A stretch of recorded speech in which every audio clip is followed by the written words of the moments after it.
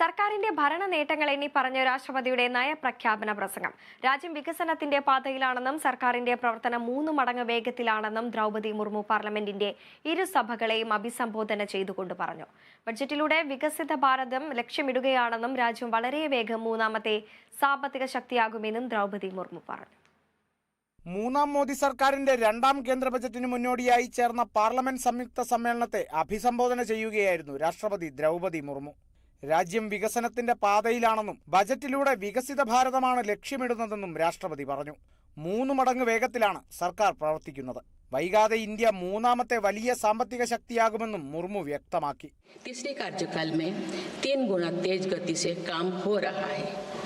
माननीय सदस्यगण, मेरी सरकार के 1 दशक के कार्यकाल ने विकसित भारत की यात्रा को नई ऊर्जा दी है। मेरी सरकार के प्रयास के बल पर भारत दुनिया की तीसरी सबसे बड़ी अर्थव्यवस्था बनने जा रही है.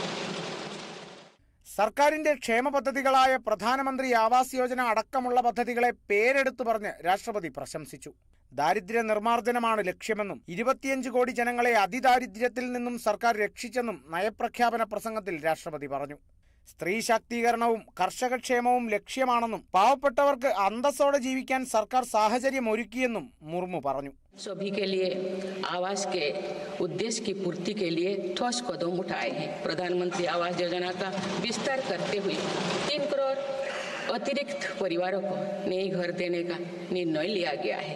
इसके लिए 5,36,000 करोड़ रुपया खर्च किए जाने की योजना है. मेरी सरकार गांव में गरीबों की उनकी आवासीय भूमि का हक देने और वित्तीय समावेशन के लिए प्रतिबद्ध है.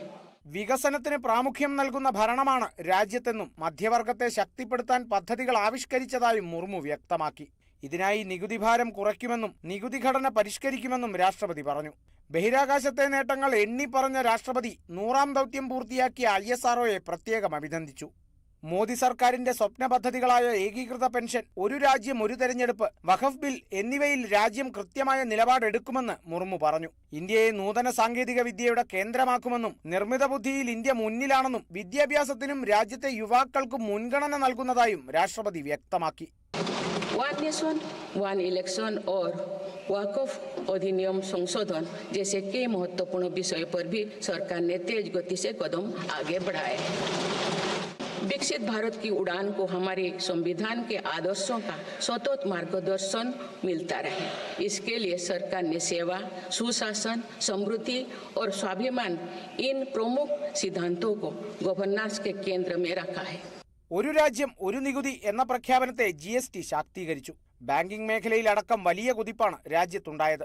ഡിജിറ്റൽ ഇടപാടുകൾ പണവിനിമയ നിരക്ക് കൂട്ടി. UPI ഇടപാടുകൾ ഡിജിറ്റൽ പേയ്മെന്റ് സംവിധാനത്തെ ചെറിയ കടകളിലേക്ക് വരെ എത്തിച്ചു. സൈബർ സുരക്ഷയ്ക്കായി നടപടികൾ സ്വീകരിച്ചു. സൈബർ കുറ്റകൃത്യങ്ങളിൽ ശക്തമായ നടപടി. സൈബർ സെക്യൂരിറ്റി ഇൻഡെക്സിൽ രാജ്യം മുൻപിലാണ്.